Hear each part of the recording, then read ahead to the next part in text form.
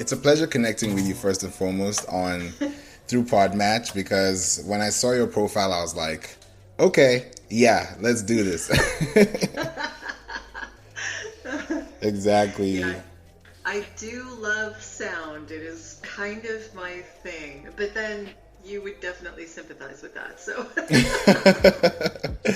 I know. This is definitely great. I was even thinking, based on the fact that nowadays I'm trying to connect with the audience, because I've created a Pinterest and SEO marketing Facebook group where I'm able to connect with people and also have live conversations with them, but also making them aware that this is information that they need to create and understand that the whole point of being on social media is to build anticipation and build awareness.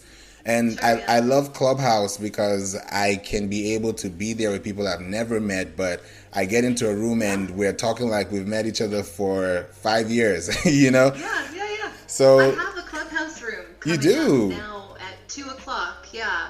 I talk about audio branding and the power of sound. And yeah, so you're welcome to drop by if you have Oh, time. I don't yeah. know. 2 p.m. Eastern. Okay. It only lasts an hour. Oh, okay. But yeah, but yeah. I'm Wow. always looking for co-moderators too. I love doing it. It's so much fun. Oh, yeah, definitely. I think that's going to be something I'm looking forward to. I'd love to host you in my room as well, my club, the Pinterest and Sure. SEO Marketing Club, because I think when people see the essence of audio, it plays a big role. But also, if you think about it, an amazing person, her name is Alma too, on Clubhouse, and we were just talking about Clubhouse analytics with some people in the room, and one of my friends, they call her the CH professor, the Clubhouse professor. That's what she calls herself, Okay, yeah. and she's very deep on the insights, and I love how she brings up discussions. And one of the things Alma was talking about was that people don't have the boldness to come up on stage, just like they Yeah. wouldn't have the boldness to come up to an actual stage in somebody's event. So let people know more about you, what you do, and then let us know about those little areas that people could be thinking about and how they can break out from those paradigms. Sure. I will say one caveat to that is that if you're coming up on stage just for people to hear the sound of your voice, that is not the reason to come up on stage. Exactly. And people can tell. You know, you would think, oh yeah, I'm a good talker. I can put on a thing, right? People can tell because Exactly. it's so intimate of a medium having your voice promote you. Basically, it's when you're speaking, you're you generally, and if you're not, people can tell. And people can tell if you're lying too. Exactly. And when people can see that through your voice, it just shows that now we're creating a space where people can be able to connect, and it creates that tension, and it breaks the tension. And sorry about that. That was, we're right on Facebook. Hello, Don't lie. Facebook. Yeah. Hello. No problem. Exactly. So now we're thinking, how can we be able to do better when we create content for people? And now the podcast is getting live now. I really want to be intentional because people are like, oh, but we don't hear your podcast. We didn't even know you have one, and yet they're almost Yeah. 200 episodes. So it's like now you got time to binge watch. Yes, this is true. Yeah. Mm-hmm. I mean, you have to tell everybody, right? Exactly. Same thing with mine. I think I'm programmed out to 85 episodes, but I have 75, I think, as of today. Nice. So, yeah. That's Yeah, amazing. it's a lot of fun. I'm learning a ton. It is, but think about audio branding, the power of audio branding, and how you use that for your business, and how you tell people how that importance is so essential to their speech, to how they conduct, what is their tone. If somebody is angry on stage, you can tell. If somebody is really meaning what they say, you can tell. So how do you build those discussions so that it's also beneficial to your experience? Well, if you're talking about your own personal voice, then obviously you need to be honest.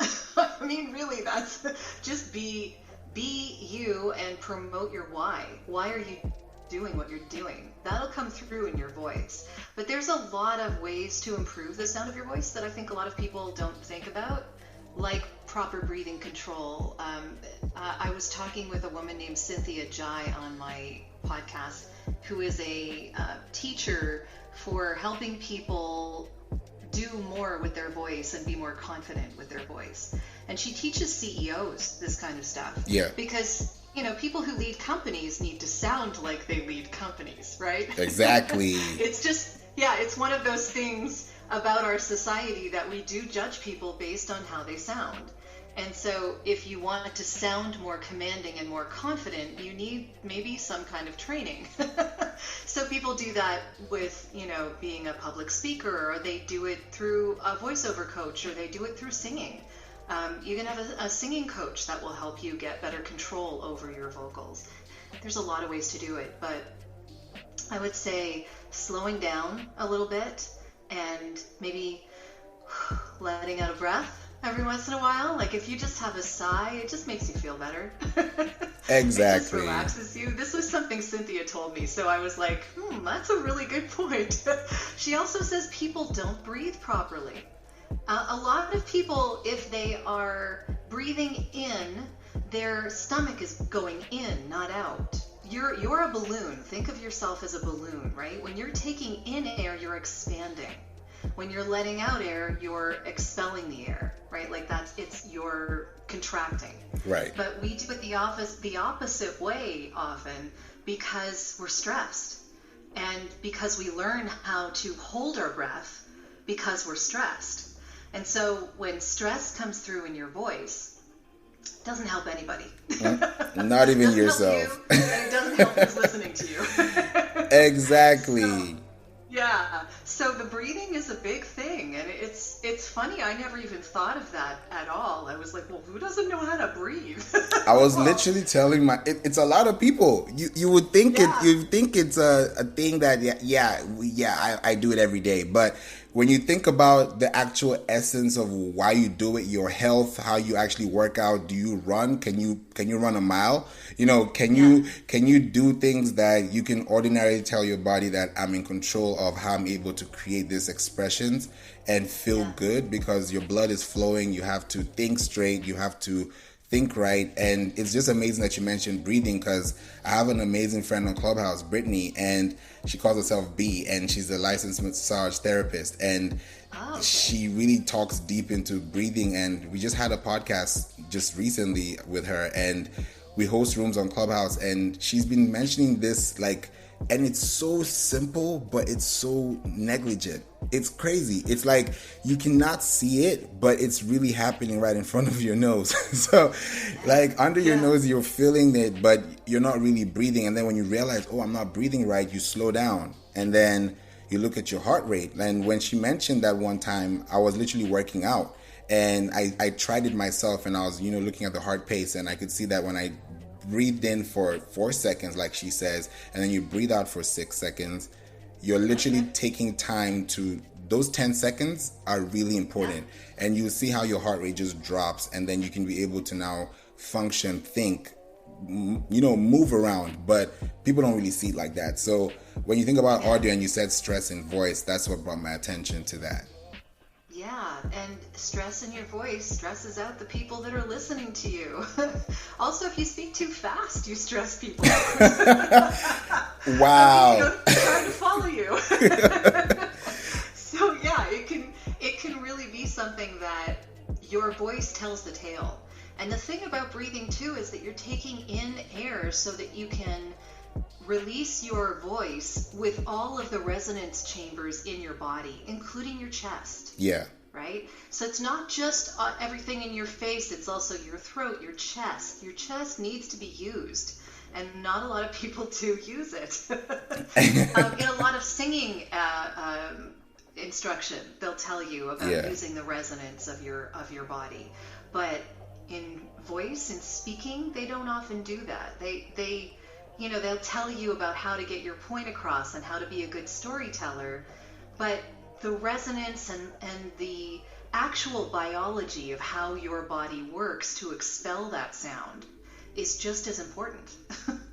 And people don't see that because now you get afraid to speak because you don't think what you're going to say is going to make sense. So you've already debunked yourself. Like you've. It's a combination of a lot of things, but yeah, I think that definitely confidence in basically liking the sound of your voice can give you confidence, just in general. And when you work on relaxation, as you were saying with your friend, and the way that you can pay attention to how you're breathing, then that just sort of lets you relax and feel more comfortable telling your story, whatever that happens to be. And that puts a resonance into your voice that you may not quite realize is there. It just happens. Exactly. So, yeah, when you're relaxed, it just helps a lot. But as far as audio branding is concerned, your voice is your brand, right? I mean, individually, your brand is a lot more than the visual, is all I'm saying. And when we get into the topic of audio branding, we're talking about DNA of who you are and who your company is and how you're presenting that to the world.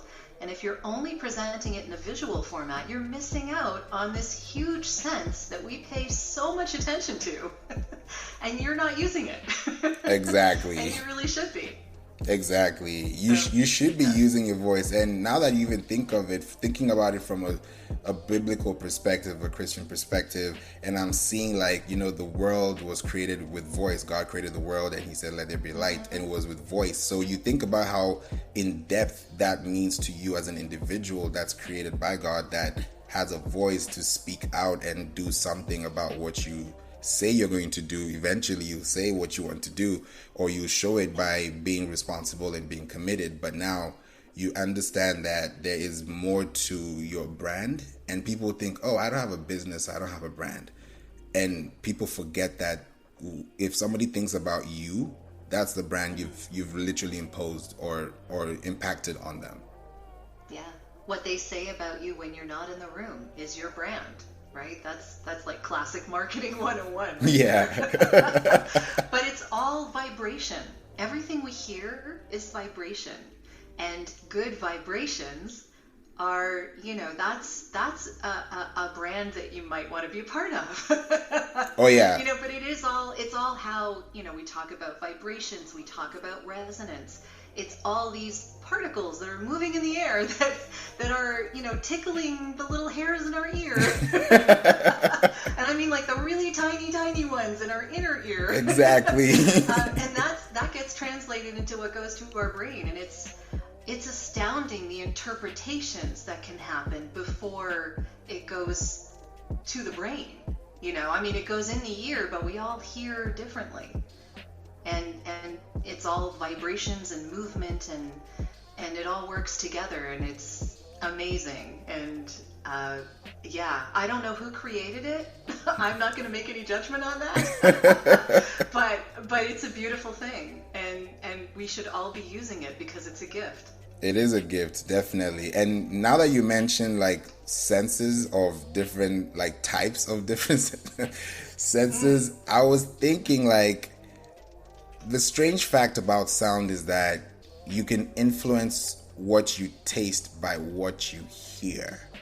Yeah. Now, someone's going to be like, that does not sound right or taste right. Yeah. It's pretty amazing. One of the earlier episodes that I did an interview of I interviewed a fellow named Steve Keller, who is the sonic strategy director for Pandora and Sirius XM now and everything that they own.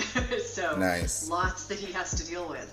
But he was fascinating because he's an ad guy, a music guy, and a psychologist. So he sort of has this really interesting melding of the human psychology and our ability to make sound and what it does for us. And what I talk about on my podcast is how it influences our buying decisions, and everything we do in life, really. Yeah. And one of the things that he was telling me was they did a promotion before the pandemic, obviously, where they had people go to DJ stations during a promotion for Propel, which was it's like a Gatorade type drink. Okay. It's a electrolyte restorer. Yeah. Yeah. So with those kinds of drinks, they're generally just a little bit salty because the electrolytes are replenished in your body by salt, or, potassium, magnesium, these kinds of things. And generally salt is the way to deliver that. Okay. And so they're a little salty. They're also sweet, but, it all depends on what you're tasting.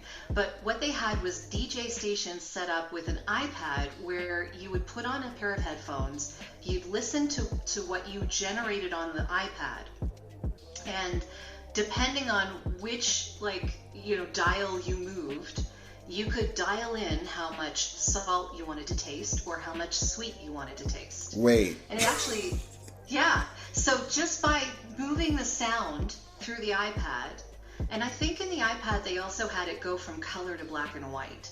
So that also was like a visual stimulation.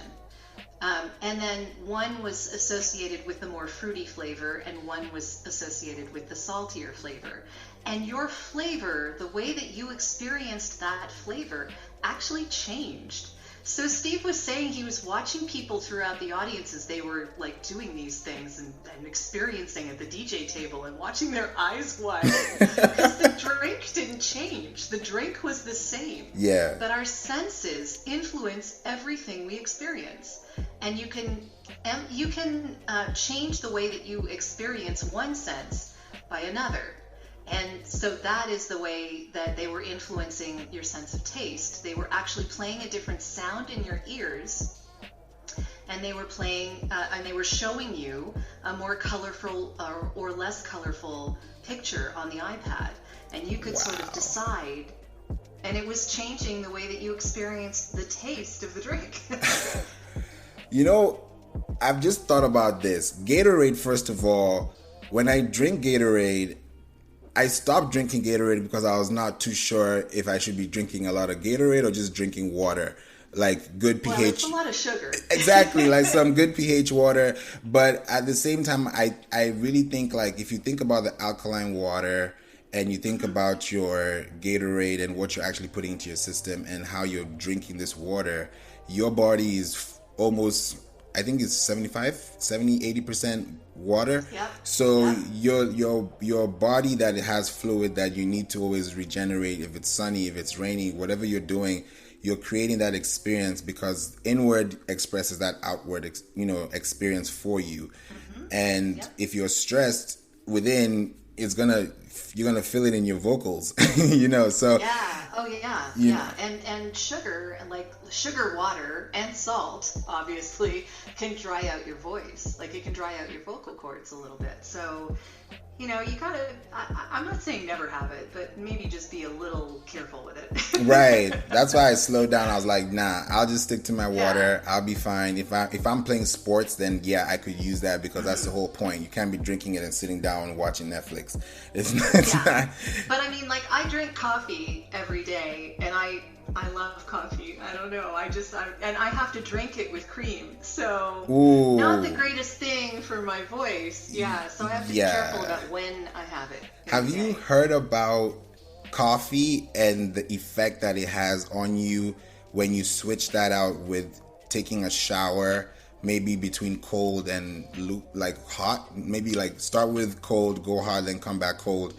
What it does to your body, especially when you wake up, and that alertness, because the whole point of coffee is to keep that motion going. Okay. So, you know what? I don't have it first thing in the morning. For me, it's not a wake-up juice. I'm actually not having it to wake up to. I'm having it because I like the taste of it. I like the taste of it, and it's something to sip on that has a little more flavor than tea. I will have tea sometimes too, but it just has a little more oomph to me. And I probably I'm gonna get off of this call with you, and I'll have coffee. Like that, just like that, exactly. So for me, it just tastes good. I mean, I like it, but course, it tastes good, but I don't drink it black, right? Right, So exactly. I need something in it. Right. That's why you use your So, creamers. And there's some really nice yeah, creamers that I see nowadays.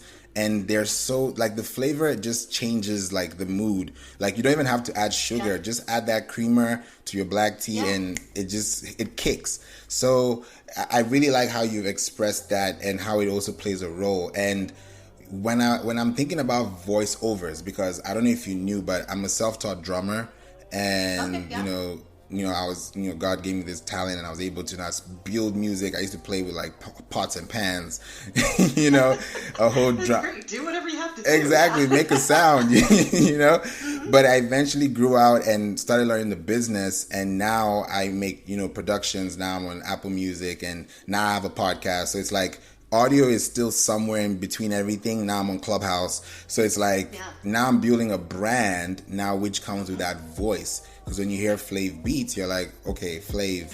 And some people still call me Flavor or Favor because they don't know which is which, and it's Yeah. fine because I'm used to it. But I think when you think about creating the brand, the audio perspective, how people are receiving you, how people are able to still notice that you notice those things. It's not like you're oblivious to them. Now, Yeah. when you think about voiceovers, now that's another thing, because those things could either make you want to stay or make you want to skip. So how do you play voiceovers? And the reason why I brought that background is because I used to have voiceovers, and I would do that for radio and now podcasts, and it's already like integrated into everything as far as advertising and digital marketing. But now when you think about voiceovers, how do you get into it, and why is it a business as well as a craft? Because it needs musical assistance, and you can't have a dry ad. So how do these Yeah. things play? How do these things you 101? So 101. back to you. Well, the first thing you have to realize is that it is actually a business, and especially these days. It used to be many years ago, you could just go to a studio, they'd record you, you could go home, you'd get a check. Yeah.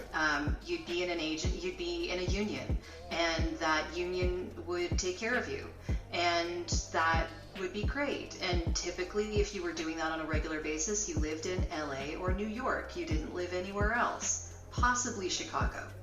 But now things have opened up a lot more, and anyone can do it from anywhere in the world, really. So it's become much more of a thing where you need to wear many hats, and there's no one person taking care of everything for you unless you're already making some serious coin. Right. You can have a manager if you're making a lot of money, but other than that, if you're a working voice talent, you need to be okay with the idea that you're going to be your own marketing person, you're going to be your own voice talent, obviously, you're going to be your own audio engineer, you're going to be your own marketer. If you have a media empire, if you're going to be putting stuff out on social media and creating content, you're doing that. In order to get yourself established as a talent, you need to understand that there are a lot of moving parts. And in the beginning, you'll be doing them all yourself. Yeah. That's not to say that you can't hire people to outsource it to later. And believe me, that has saved my life. But in the beginning, it's all going to be on you. So you need to be okay with being an entrepreneur, because really, that's what you are. You are everything for your company, and your company is your voice. But beyond that, you need to know your craft. So the very first thing that you need to do to get into voiceovers is to have a coach, because that coach is going to tell you then when you're ready to make a demo. And the demo is how you tell people you are marketable. The demo is what they listen to decide if they're going to hire you. Besides you doing auditions, and believe me, there are a lot of auditions that happen every day. So Yeah. that is all the time. But your demo is your calling card. As a voice actor, it's basically your business card. So if they listen to that demo and they think, oh, that was pretty amateurish, they're not going to hire you. Right. If you don't sound like you know what you're doing, and if those spots don't sound like they could actually have aired or been used, that's the key, right?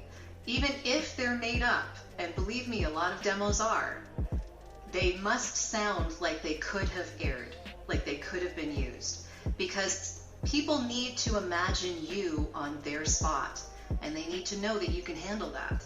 Yeah. So, yeah. And the other thing is, you don't want to put stuff on your demo that you can't easily reproduce. Ooh. So if you can't get to that place again, don't put it on your demo, because you're not there yet. And the thing about getting that instruction from a coach is that they will tell you when you're ready to make that demo, when you're ready to be marketable, when they feel like you're ready to be paid for what you're doing. And then you make a demo, because the demos are not cheap. They can be pretty expensive. We're talking anywhere from $800 to $5,000. They can be very, very expensive. For a demo? So, for a demo, yeah. I mean, it's 5 or 6 or 7 spots if it's a commercial demo.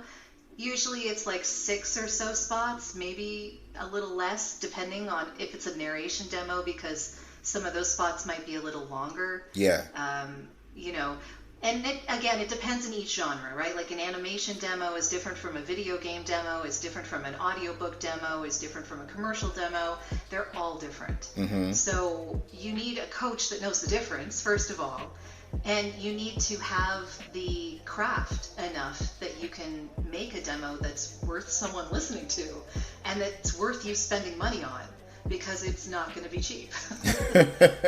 You want to really much hit that the first strike you get, because you want to make a first impression of your first product or your first offering or your first idea, because sometimes you get so crumbled in, oh, I have this, and I can't focus on one, yet you can literally focus on one and the rest are just going to complement or supplement. It depends on how you want to create that for yourself. Yeah, I mean, you need to go after the genres that you like, but for instance, on a demo, you don't put more than one type of genre on that demo. These days, anyway. They only want to hear commercial spots. If it's a commercial demo, that's all they want to hear. If it's narration, if it's an in-show like TV narration thing, that's all they want to hear. They just want to hear that spot, those spots. If it's an audiobook thing, all they want to hear are audiobook spots. Don't put any e-learning on there or other long-form narration. Yeah. They don't care. Right? So, yeah. So it's very specific, and it's very genre specific. Yeah. And you can totally focus in on what you really want to be hired for. But again, the market will decide, right? You'll get asked to audition for, and you'll get asked to work in projects that they feel your voice fits their audio brand. That's the point of it, right? They want your voice to fit who they are. And that's kind of why I started my podcast in the first place, because I wanted to understand the wider world of why people were choosing my voice over someone else's. Or not choosing my voice. Why did they choose someone else's voice? Wow. Because that person fit their brand more closely than I did in that instance. Right. So learning how that happens was kind of an interesting thing to deep dive into. I was curious. Yeah, because now that you're mentioning this, it makes me think about how when people listen to a certain accent or a certain verbiage, they can connect to it based on how you translate that in your speech or how you conduct your context. So now, if you're using this to build awareness, sometimes some people may resonate with the voice that they hear every day. They may resonate with the voice that they don't hear every day, because now I'm interested to hear more. So it's like, how do you bridge those gaps? And like, you know, when it comes to self-delegation, making sure that you're able to put the tasks and have that comparative advantage. And it helps with your competition, because now instead of you focusing on everybody, you're just focusing on this focus group that is yielding much more and helping you create user-generated content, which people don't really see as 60% of your visual search application strategy. So thinking about a marketing and someone who has no clue of how to do this, how do they go about delegation, creating this self-employment, creation tool strategies that they can use and still help the economic state, help the ecosystem, help people come back together? Because once you have a strong community, I think you can do a lot better as a people when everybody's speaking the same language, if we're speaking audio branding. Sure. Yeah. I like paying attention to it because I want my clients to understand that I care about their brand as much as they do. But the reason that I even raised the idea is that some companies haven't even thought about it. They know exactly what they look like. You know, they know what colors they use, they know what their font is, they know what their logo is. They use it on every piece of material that they put out into the world, but they have no idea what they sound like.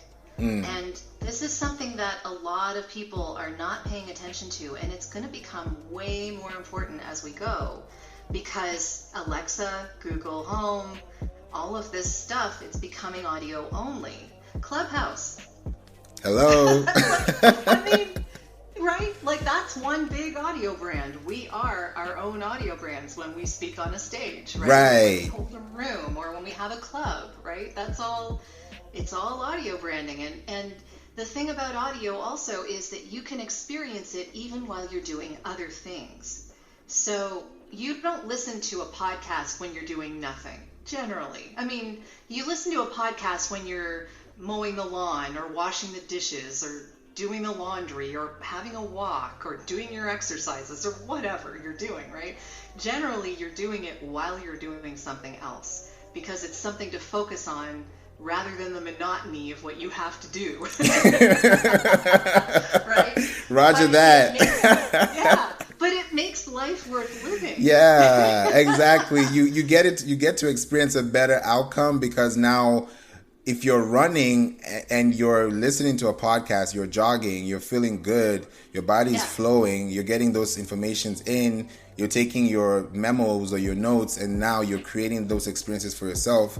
Now it becomes better when you come back on stage and you're talking and someone's like, I didn't think of that. Oh, that's a really nice idea, Jodi. That's really, really cool. I like what you said. And now people are like, what did she say? Because some people don't really listen. Well, I would hope that they are listening, doing other things. Right. But yeah, it's such a powerful part of our lives, and we pay so little attention to it consciously. And yet, as far as actually making sure that your brand stands out from your competitors, for instance, it's such a powerful tool.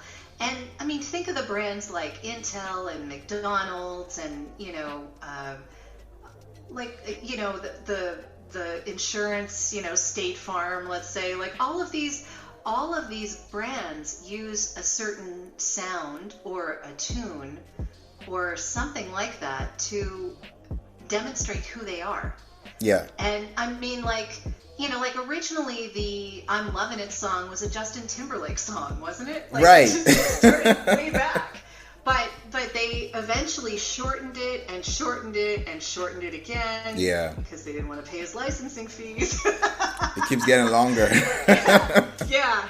And then it became this da da da da da, like that's all we have, right? But you don't need to hear any more than that. Mm-hmm. The Taco Bell bell. I mean, you don't need to hear much more than that, and you know what that exactly. is. Exactly. But it's repetition. It's consistent repetition. And that is a fantastic tool for advertising in particular because it makes that ad memorable. And it makes it memorable without you having to see anything. So you could play that ad anywhere in the world. And if they have that McDonald's tune, whether the people are speaking English or Swedish or I don't know, anything, Swahili, like they could be talking anything, right? Exactly. Like, it just doesn't matter, and you would know that is a McDonald's commercial. Like it would, exactly flash on the screen. That's all you need. That's a McDonald's commercial.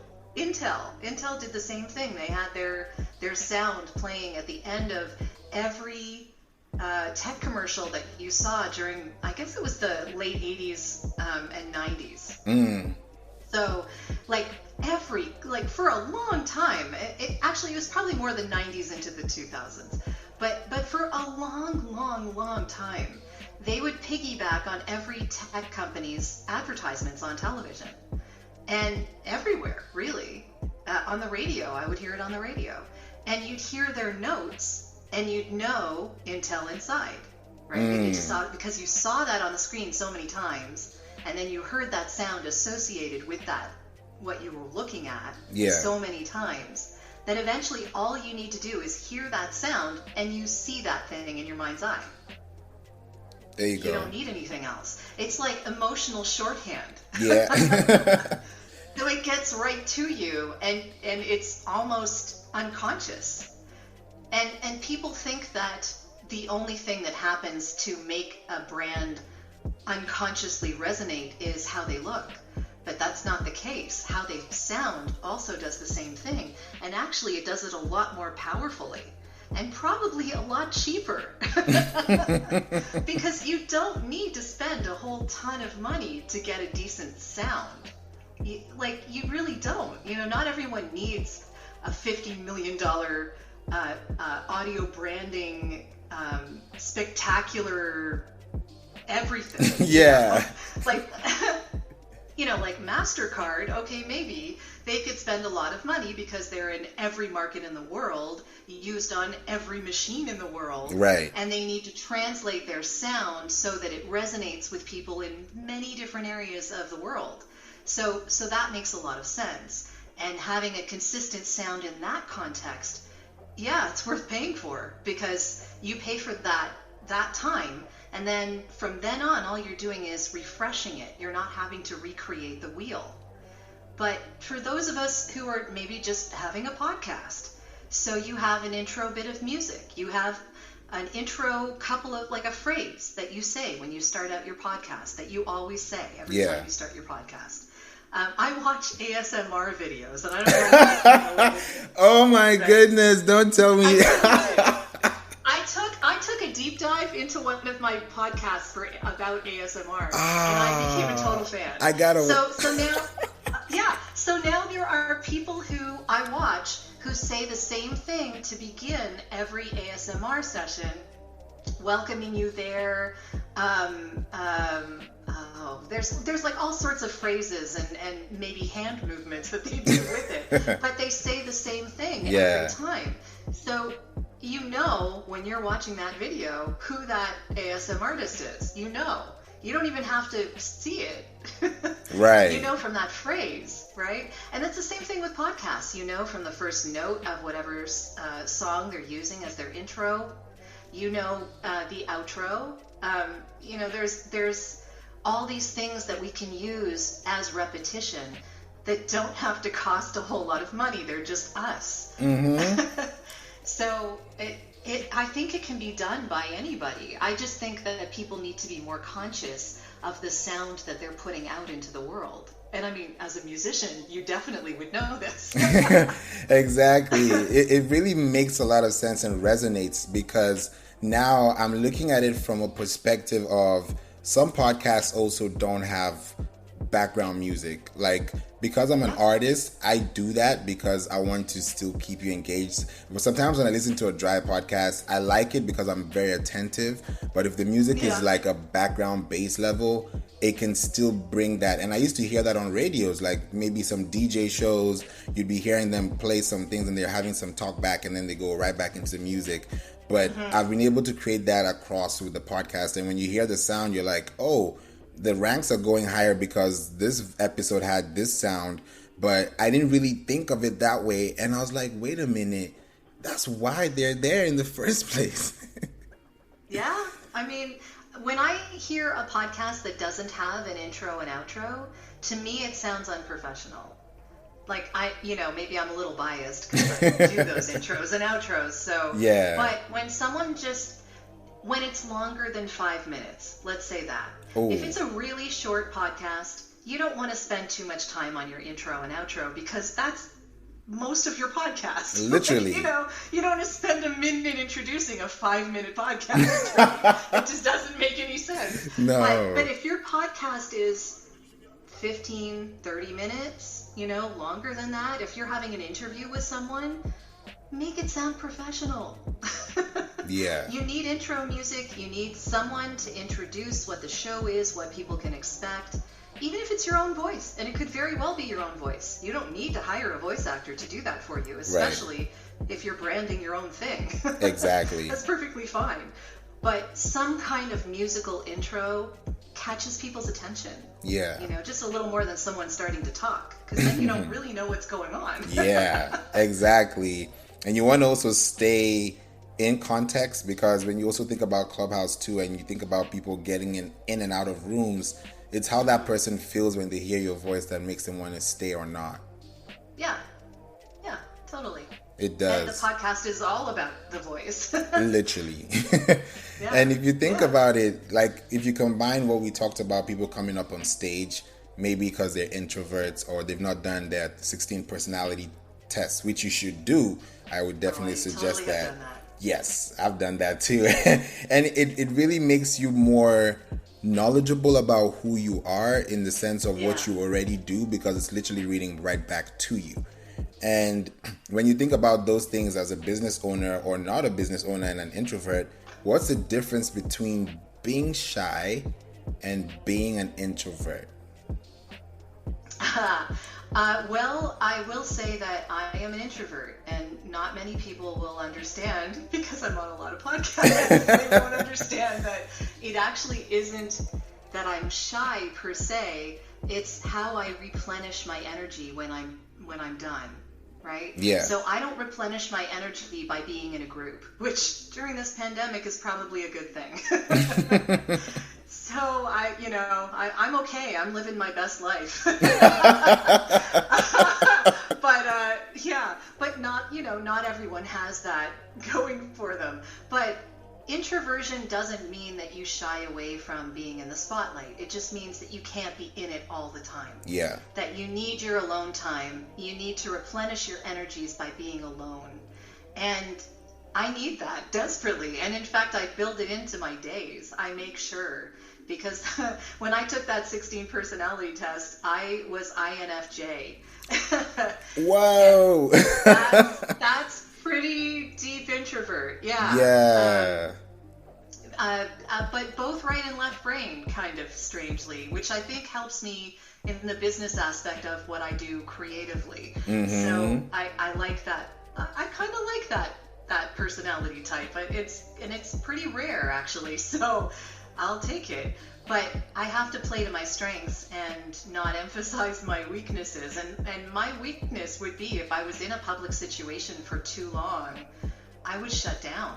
I just couldn't handle it. I'd be the one hugging the wall. Would you do the same thing for a virtual? Would the same thing matter for a virtual? Like if you're on stage and like 10,000 people, 2,000 people, 500 people are listening to you, would you have the same but they're not seeing you? Yeah, it's less as a virtual thing. Like okay. That's why I have no problem doing podcast interviews on video. Like this is fine. But when it's done, I can walk away and be by myself. Yeah. Right? Whereas if you're at a conference, people are going to ask questions when you get off the stage. You're not going to get to your hotel room again as you make your way through a crowd for probably another half an hour or whatever. You're expected to go to dinner or lunch with a bunch of other people and socialize and whatever. And I can go to conferences. I just have to portion out my time, put it that way. So the difference between shyness and introversion is that shyness can be a part of introversion, but it isn't all the time. And really, the introvert extrovert thing has to do with how you replenish yourself during the day. So you think about it this way, and I think it was explained. Someone did a TED talk on this, and I can't remember her name. I think it was a woman. I'm pretty sure it was a woman. And she mentioned that you start out with a certain amount of, energy throughout the day. Like extroverts don't have energy when they start the day, put it this way. They gain energy by being with other people. Introverts start out the day with energy and give it away, as they talk with people And at the end of the day, they don't have anything left. It's like Whereas by the time people who are extroverts are at the end of their day, if they've seen a lot of people, they're buzzing. Right? So yeah, I am not the person that is generally going to be seen on the dance floor of a party later on at a conference. That's not my thing, right? Like, I do karaoke. I love karaoke. It's a lot of fun. But I will not be there late night. That is not my late night thing. I would prefer to have a conversation with one or two people. That's a deep conversation. That's an interesting conversation. Than standing in a group of people either listening to someone else hold court or being part of a 15-person group of something. Like, that just would hold no appeal to me at all. But that's not shyness. That's, that's me wanting a deeper connection and knowing I'm not going to get it in that situation. Right. Yeah. Exactly. And it definitely makes a lot of sense when you're creating that intention. And now that we're even speaking of voice, I actually made an acronym of voice, and I talked about it on my podcast, the We Don't Play podcast. And I said voice is, and I say it's in Clubhouse nowadays, but I've stopped saying it so much because it's like you keep hearing it and you're like, okay, we get you.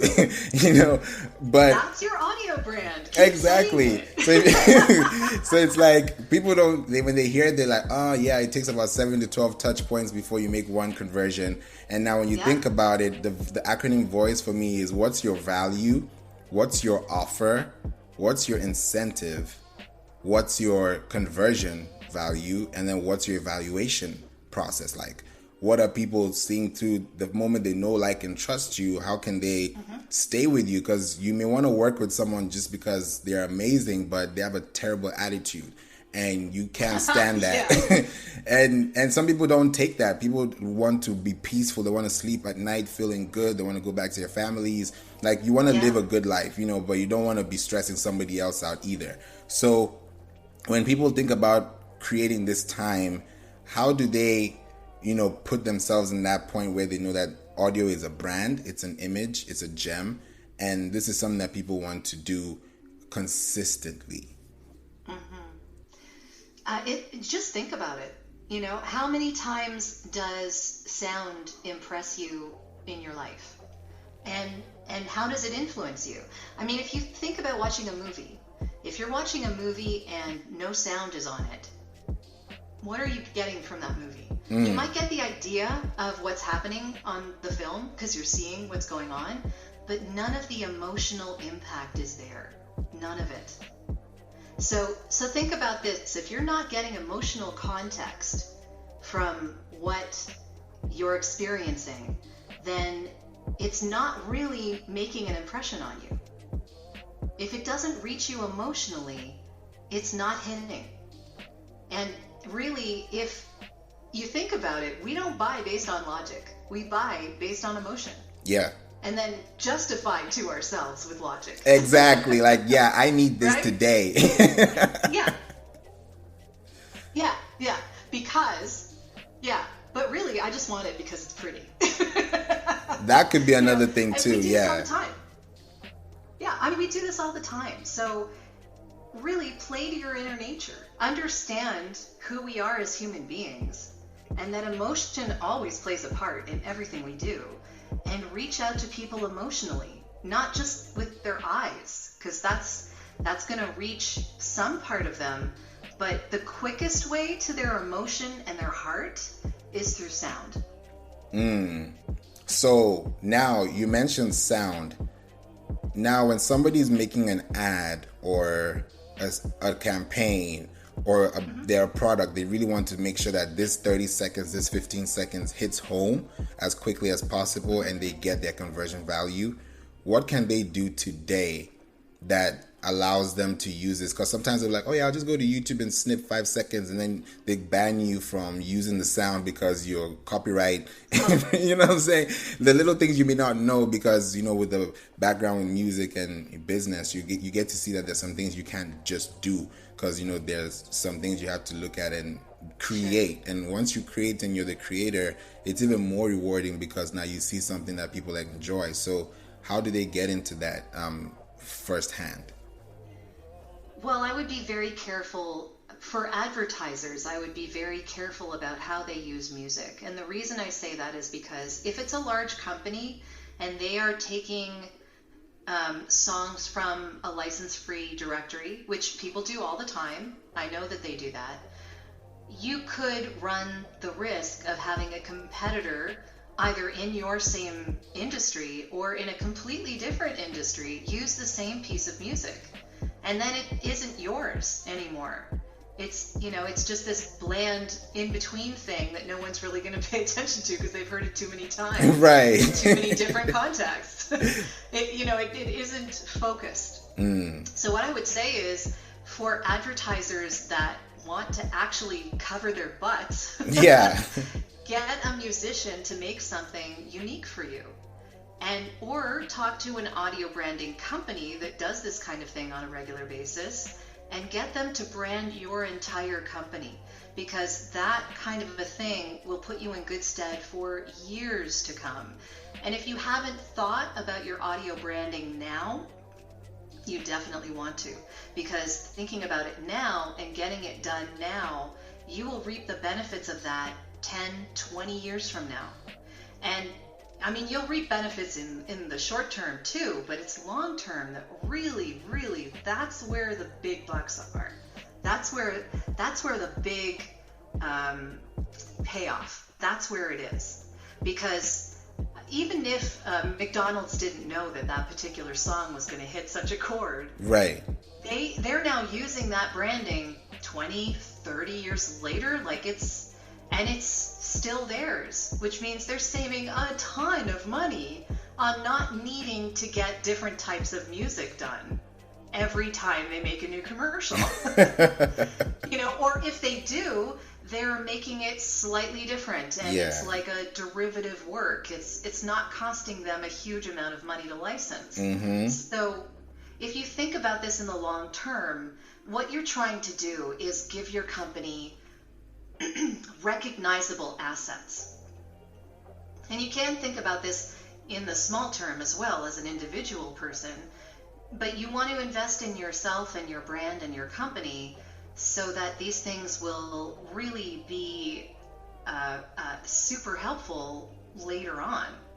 And you won't have to pay tons of money in re-upping licensing and paying someone to use a piece of music that anyone else can use. Yeah. The thing about branding, audio branding, is that it needs to be unique. It needs to be yours. So it's a mixture of being unique, being repetitive, and being consistent. All of those things working together will make you a fantastic audio brand. And then even if the way it sounds is maybe a little old-fashioned 20 years from now, you can update it with different instruments and different dynamics, and it'll still be the same tune, but all you're doing is modifying it. You don't have to relicense a completely different thing. Yeah. And it's so synonymous with your brand that you wouldn't want to do that. Right. And you're building culture as you're actually doing this. Yes. Yeah. That's important. You want to find the people who get your brand. And you want to repel the people who don't get your brand. Yeah. Because really, it's not just about attracting. It's also about knowing who your persona and who your avatar is and reaching out to that person, but also keeping away the people who wouldn't get you. Because those are the people that leave the 1-star reviews. Right? I mean, exactly. You don't want those people. They don't get you. Right. Exactly. And you've said it so perfectly, because now I think about the whole perspective of being consistent with your audio. And your audio now, if you think about the culture and think about people listening to you, now when they hear that, even without thinking about what you're about to say, they're already tuned in. Yeah. Yeah. They have a vested interest in what you're putting out there because they understand it. They do. Wow. You are You are amazing with this audio branding. We got to bring you back. I've not even looked at the comments or anything right now because I'm so focused on the conversation. But I'm definitely... It's all good. It's all good. You know, I'll be definitely doing this more often. And eventually I'm going to be having a way where we can all even connect. And people that have been in season 1, now that are in season 2, you know, we can be able to really connect and see how we can also build this conversation so people can be better. Because the whole point of building community is we're not just talking, we're just really trying to make sure that as you listen, you apply, and as you apply, you come back to the drawing board and ask yourself, did this work? Why didn't it work? What can I do better? Because we're not the best. We're just getting better at what we're doing. You know, that's just simply it. And you can do that too. So this is the We Don't Play podcast, where you listen to all things social media, entertainment, digital marketing, branding. Now we're talking about Pinterest marketing, which is an amazing platform now because we have a digital course, and we're even about Clubhouse, of course. I have a club on Clubhouse now called Pinterest and SEO Marketing.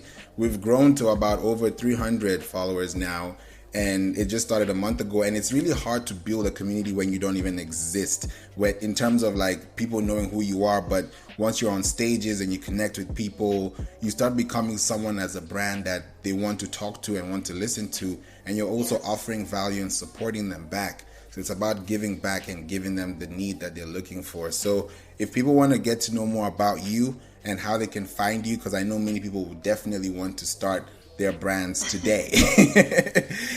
Tell them how they can reach out to you and what's the best way to contact you. Well, I am at voiceoversandvocals.com if people want to check out my website. I am not an audio brander, just to make sure people understand that. I know people who are, so if that's something you're interested in, I can put you in touch with people who do that all day, every day, and are really good at it. I am a voice actor. That's what I do. I love to do that. Mostly commercial narration, short stuff, 5 minutes or less. And I just love that aspect of it. The advertising end of it is just... I love making other people money. And I do this for podcasts as well. So I have an intro, outro podcast demo on my actual website. So that's amazing. And then the audio branding podcast is at audiobrandingpodcast.com. And I have a Clubhouse club as well called The Power of Sound. So if people are interested in joining that, or joining our regular Wednesday at 2 p.m. Eastern talk that we have every week under the club. It's called Audio Branding, Discuss the Power of Sound. And I'm always looking for more people to join us on stage and talk about their sound information and what they want to discuss with other people in all sorts of different areas of sound. So we have audio engineers and people who heal with sound. We have podcasters, we have voiceover people, we have sound designers and filmmakers and all sorts of people who talk about voice AI too, which is really an interesting topic as well. Lots going on, so anyone's welcome. Oh, you're so welcome. And thank you so much for being here. And there's so much we're going to talk about. I'm so excited to bring you back. And we're definitely going to go into one of those Clubhouse rooms. I'll follow you on Clubhouse, follow the club as well. And because Clubhouse is really, really doing a lot of good for everybody right now. So I'm so glad you're here. Me too. Thank you so much. And thank you so much for having me here. It's been a lot of fun. You're welcome. Anytime. And anybody who is streaming, thank you so much for tuning in. You're much appreciated. We're going to be here every week. We're going to do this more often. So be sure to tap in, keep your notifications on, follow Jodi, because we have a lot to bring to your table. And with that being said, have a wonderful time, guys. Take care.